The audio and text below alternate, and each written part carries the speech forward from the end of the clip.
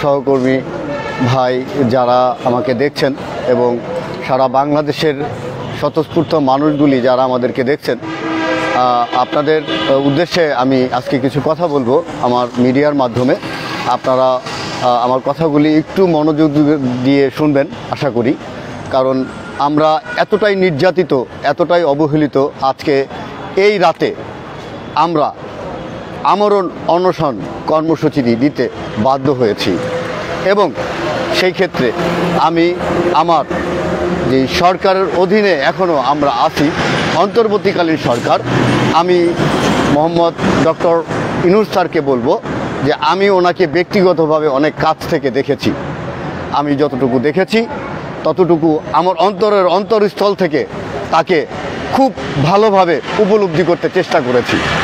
সেই ক্ষেত্রে আমি যত জায়গায় দেখেছি উনি ওনার জায়গা থেকে রুট লেভেল থেকে শুরু করে প্রতিটা মানুষের অনুনয় বিনয় উনি কাছ থেকে দেখেছেন এবং উপলব্ধি করেছেন। কিন্তু কেন জানি না এই আউটসোর্সিং কর্মীদের এবং কর্মচারীদের আহাজারি কান পর্যন্ত ওনার পৌঁছচ্ছে না, কেন আমি জানি না। তাহলে আমাদের দাবি তো খুব একটা বড় নয়, এবং আমি যতটুকু জানি আমাদের দাবিটা অত্যন্ত সীমিত। আমাদের দাবিটা হচ্ছে বাংলাদেশের আইন অনুযায়ী যে আইনটা করেছিল 18 নীতিমালা, সেই আইনটা ছিল অত্যন্ত কালো আইন সারা বাংলাদেশের মানুষের জন্য, শুধু আউটসোর্সিং নয়, সারা বাংলাদেশের মানুষের জন্য। সেই আইনটা বাতিল করে এবং আইনের অনুচ্ছেদ আরেকটা আছে, সেটা হচ্ছে যে 18 নীতিমালায় উল্লেখ করা আছে 8-এর 3 একটা ধারা আছে। সেই ধারাটা হচ্ছে প্রতিষ্ঠান যদি চায় তাহলে তাকে নিজের প্রতিষ্ঠানে রাখতে পারে আউটসোর্সিং হিসাবেই। কিন্তু আমরা সরকারকে সেই 17ই আগস্ট, 19শে অক্টোবর, তারপরে বিভিন্ন সেমিনার, বিভিন্নভাবে সাংবাদিক সম্মেলন করে আমরা তাদের কাছে বলতে বাধ্য হয়েছিলাম যে অন্তত আর কিছু না হোক, ঠিকাদার প্রথাটা বাতিল করে স্ব প্রতিষ্ঠানে আপনারা আমাদেরকে আত্মীয়করণ করার ব্যবস্থা গ্রহণ করেন। অনেকবার বলার পরেও তারা আমাদের এই কথাগুলি তাদের কান পর্যন্ত পৌঁছায় নাই। কেন পৌঁছায় নাই আমি জানি না। আজকে আমাদের এইখানে কতগুলা ভাই বোন এখানে রাত জাগে এখানে শুয়ে আছে, তাদের পেটের দায়ে, তাদের বাচ্চাদের জন্য, ভবিষ্যতের জন্য। আমি যদি দাস প্রথায় থাকি তাহলে আমি, আমার পরিজন টোটালটাই এই দাস প্রথায় পরিলপ্ত হবে এবং গঠিত হবে। আমি আমার জীবন থাকতে, আমার দেহে এক বিন্দু রক্ত থাকতে আমি চাই না এই দাস প্রথায় আর কেউ একটা দিন, একটা মুহূর্ত চাকরি করুক। আমি আমার এই সরকারের প্রতি, এই মানবিক সরকারের প্রতি আমার বিনয়ের সাথে অনুরোধ, আপনারা আমার এই আকুতিটা এবং আমাদের এই সহকর্মী ভাইদের যে আকুতি, মিনতি এবং তাদের যে পরিণতি, এইটা দেখেও অন্তত আপনারা আমাদের দিকে একটু সুদৃষ্টি দিবেন এবং আমাদের দাবিটা বাস্তবায়ন করবেন। এখানে অনেক লোক অসুস্থ হয়ে গেছে, অনেক লোক আপনারা দেখবেন এখানে অনেক লোক অসুস্থ হয়ে গেছে।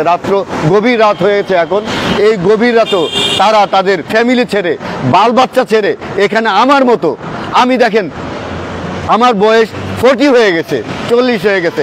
আমার জীবনের সুবর্ণ সময়গুলি আমি এই সরকারকে দিয়েছি এবং এই দেশকে দিয়েছি। এই দেশ আমাকে কি দিয়েছে? আমাকে ডাস্টবিনের মতো একটা সময় এই রাস্তা থেকে ছুঁড়ে ফেলে দিবে। আমি চাই না আর কোনো লোক আমার মতো এরকম দুর্ভাগ্য জীবন নিয়ে জীবনযাপন করুক। আমি চাই আমার এই সহকর্মী ভাই যারা আছে, যারা অত্যন্ত মানবিকভাবে জীবনযাপন করে, এইটা হচ্ছে তাদের পরিণতি।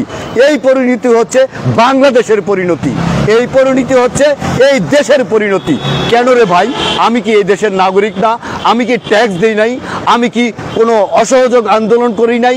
আমি এই যে ছাত্র বিরোধী বৈষম্য যে আন্দোলন হয়েছে, এই আন্দোলনে কি আমি অংশগ্রহণ করি নাই? আমি কি এই দেশের নাগরিক না? আমি এই দেশের প্রতিটা আপামর জনসাধারণকে বলতে চাই, আপনারা নিজের চোখে দেখেন এই যে ভাই বোনরা যারা রাস্তায় আজকে শুয়ে আছে, কেন? এটা তাদের শুধু সিম্পলি একটা দাবি, সেটা হচ্ছে ঠিকাদার মুক্ত প্রতিষ্ঠান। আমরা দাস প্রথায় থাকতে চাই না। দাস প্রথা অনেক আগেই বিলুপ্ত হয়ে গেছে। যে দাস প্রথা এখন এই দেশে এই ফ্যাসিস্ট সরকার রেখে গেছে। ফ্যাসিস্ট সরকারের অনেক আইন বাতিল হয়েছে এই দেশে, কিন্তু একটা আইন এখনো পর্যন্ত বাতিল হয় নাই, সেটা হচ্ছে 18 নীতিমালা। এই 18 নীতিমালাটা এই সরকার বাস্তবায়ন করছে এবং 18 নীতিমালায় আছে যত প্রকার বৈষম্য, সেই 18 নীতিমালায় সংশ্লিষ্ট করে এই ফ্যাসিস্ট সরকার তার কিছু দোসরদের সুযোগ সুবিধা করে দেওয়ার জন্য এই লোকদেরকে লালিত পালিত করে এই সুযোগটা তারা তাদেরকে দিছে। আজকে তাদের জন্য আমাদের জীবন যৌবন সব কিছু এই সরকারকে, শুধু এই রাষ্ট্রকে দিতে গিয়ে আজকে আমি আমার জীবনের সুবর্ণ সময়গুলি নষ্ট করেছি এবং এখন একটা পর্যায়ে এসে আমি আমার জায়গা থেকে বিচ্যুত হয়ে গেছি। কারণ আমি আর সহ্য করতে পারছি না। আউটসোর্সিং চাকরি করে যারা, তারাই একমাত্র বুঝতে পারে তাদের ভিতরে কতটা রক্তক্ষরণ হচ্ছে। এই রক্তক্ষরণ নিয়ে মানুষ কতদিন বাঁচতে পারে? আমার তো জীবন শেষ। আমি চাই না আমার প্রজন্মের এই জীবন শেষ হয়ে যাক।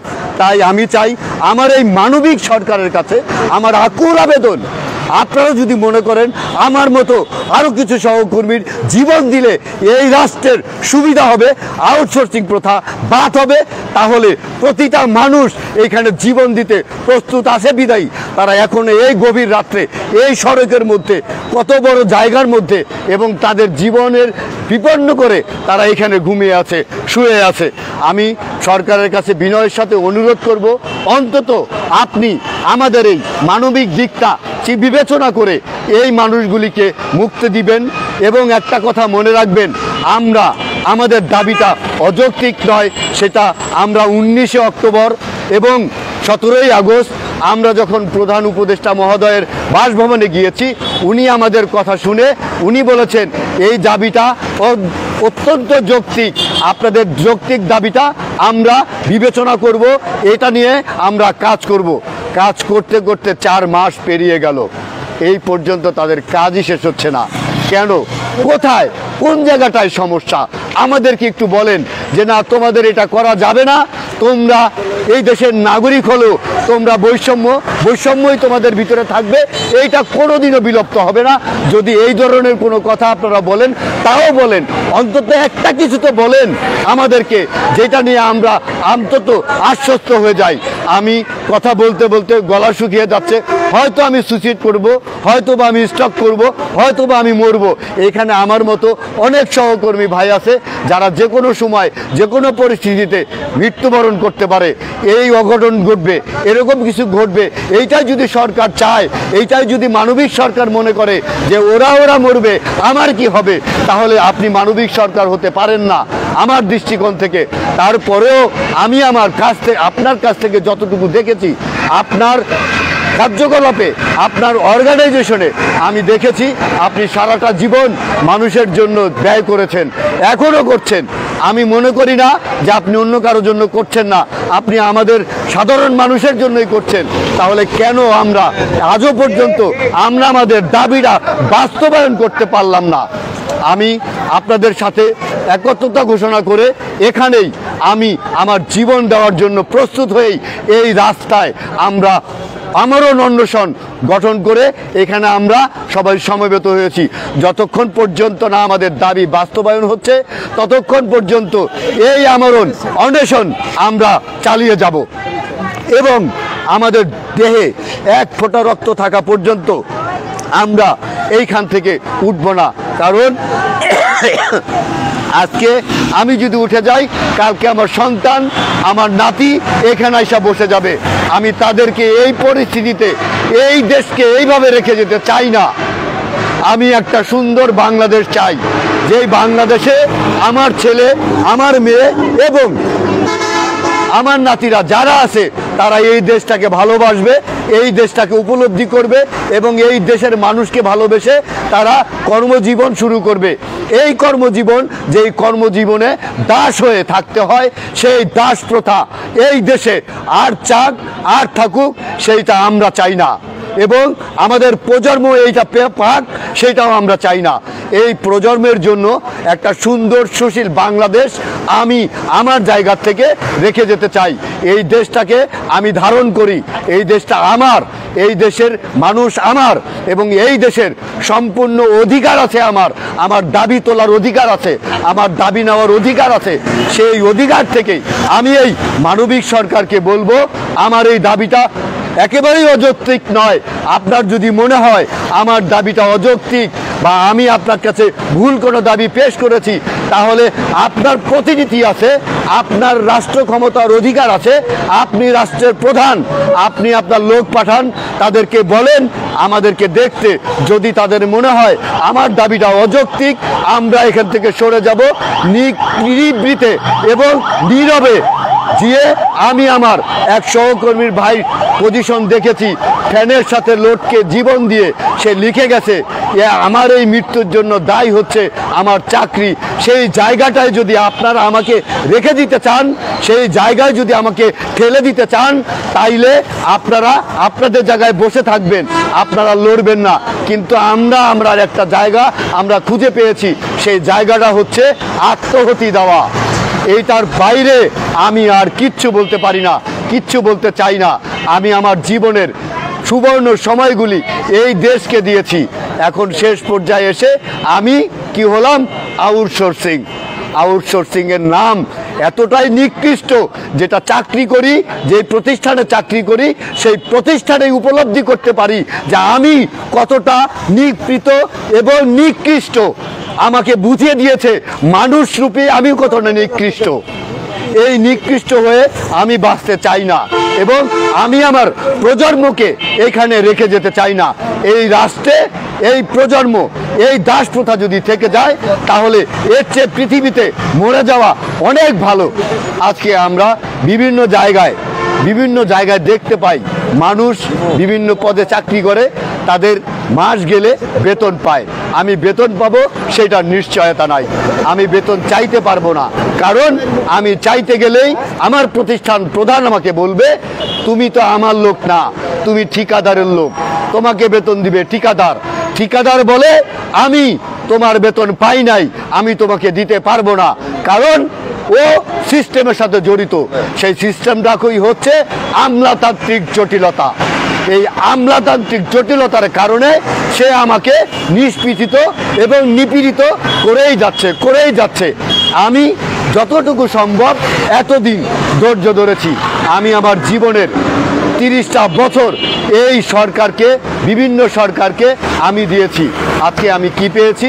রাস্তায় শুয়ে থাকতাম। আমার জায়গাটা হচ্ছে কোথায়? আমার জায়গাটা হচ্ছে রাস্তা।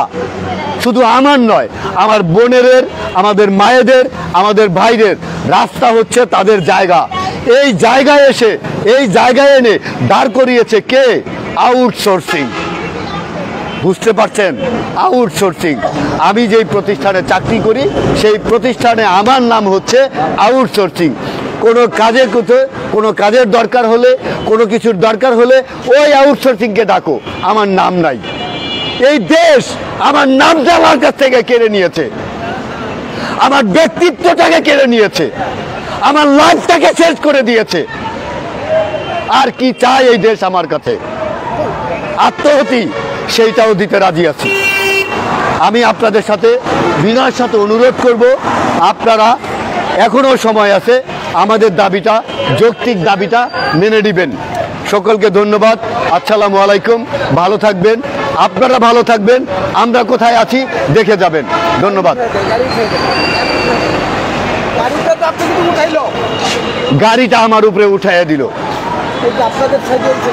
গাড়িটা বাসে উঠাই দিল। দেখেন ভাই, কি নিরাপত্তা আছে আমাদের এই রাস্তায়, কি নিরাপত্তা আছে আমাদের এই রাস্তায়। গাড়িটা আমাদের লোকের উপরে উঠাই দিছে। এই দায় কে নিবে? সরকার নিবে, পাবলিক নিবে, না এই দেশের নাগরিক নিবে? বলেন আমাকে। আমরা কেন এসেছি, কেন শুয়েছি এখানে? গাড়িটা আমাদের ভাইদের উপরে দিয়ে উঠিয়ে দিয়েছে। কোনো কথা হইলো এটা? এটাই কি আমাদের পজিশন? এটা কি আমাদের জায়গা? আজকে আমাদের গাড়িটা উঠাই দিছে আমাদের উপরে। কারা করতেছে এইগুলি? আপনারা দেখেন। ধন্যবাদ সকলকে। আপনারা আপনাদের জায়গা থেকে বিচার বিশ্লেষণ করবেন। ধন্যবাদ। ঠিক আছে ভাই।